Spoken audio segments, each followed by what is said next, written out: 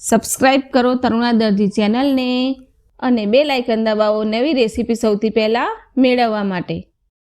આજે હું ટેસ્ટી અને ચટાકેદાર અડદની દાળ બનાવવા જઈ રહી છું। આ દાળ બાજરીના રોટલા સાથે ખૂબ જ સરસ લાગે છે। તો ચાલો અડદની દાળ બનાવવાનું શરૂ કરીએ।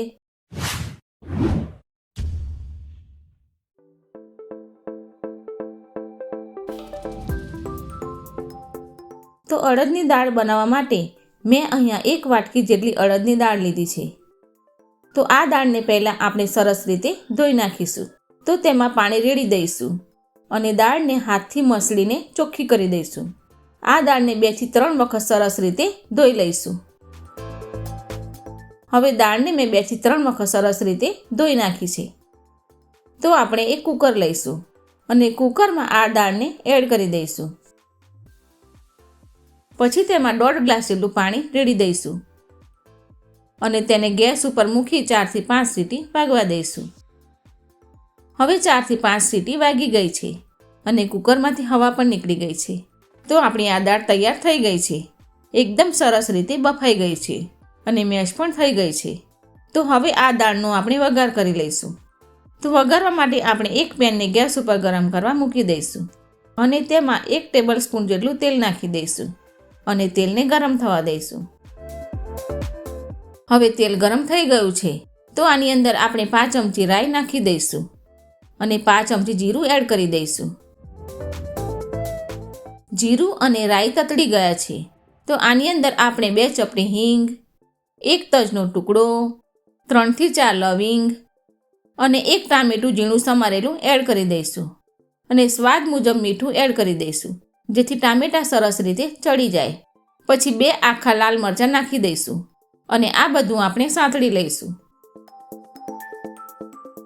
હવે મેં અહીંયા આદુ, લીલા મરચાં અને લસણની પેસ્ટ બનાવી હતી તેને આની અંદર એડ કરી દઈશું। આ દાળમાં ખૂબ જ સરસ લાગે છે અને તેને પણ શેકી લઈશું। હવે આની અંદર 5 ચમચી હળદર એડ કરી દઈશું અને જે આપણે દાળ બાફી તેને પણ આની અંદર એડ કરી દઈશું। દાળને મેં પીસી નથી, તમારે બ્લેન્ડર વડે પીસીને નાખવી હોય તો પણ તમે નાખી શકો છો। આ દાળને આપણે આ રીતે હલાવીશું જેથી દાળ અંદર સરસ રીતે મેશ થઈ જાય। હવે આની અંદર અડધી ચમચી ધાણા જીરું પાવડર અને 5 ચમચી ગરમ મસાલો એડ કરી દઈશું। હવે મસાલો દાળમાં સરસ રીતે મિક્સ થઈ ગયો છે તો આની અંદર આપણે પાણી એડ કરી દઈશું 1 ગ્લાસ જેટલું અને ધીમા ગેસે આ દાળને 6 થી 7 મિનિટ સુધી ઉકળવા દઈશું। તો જુઓ આ દાળ તૈયાર થઈ ગઈ છે। દાળની થિકનેસ તમે આટલી રાખી શકો છો। તમારે આની અંદર ગોળ ખટાશ નાખવો હોય તો પણ તમે નાખી શકો છો, પણ હું અહીંયા ગોળ ખટાશ નાખતી નથી। હવે આની અંદર થોડાક લીલા દાણા એડ કરી દઈશું અને દાણાને દાળ સાથે મિક્સ કરી દઈશું। આ અડદની દાળને તમે બાજરીના રોટલા સાથે ખાશો તો ખૂબ જ સરસ લાગશે। તો હવે આપણે ગેસને બંધ કરી દઈશું અને તેને સર્વિંગ બાઉલમાં કાઢી લઈશું।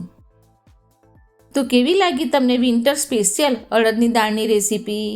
કોમેન્ટમાં જરૂરથી કહેજો અને જો રેસીપી પસંદ આવી હોય તો વિડીયોને લાઈક કરજો અને તમારા દોસ્તો સાથે શેર કરજો જેથી એ લોકો પણ આનો આનંદ માણી શકે। તો ચાલો મળીએ નેક્સ્ટ વિડીયોમાં। Thank you.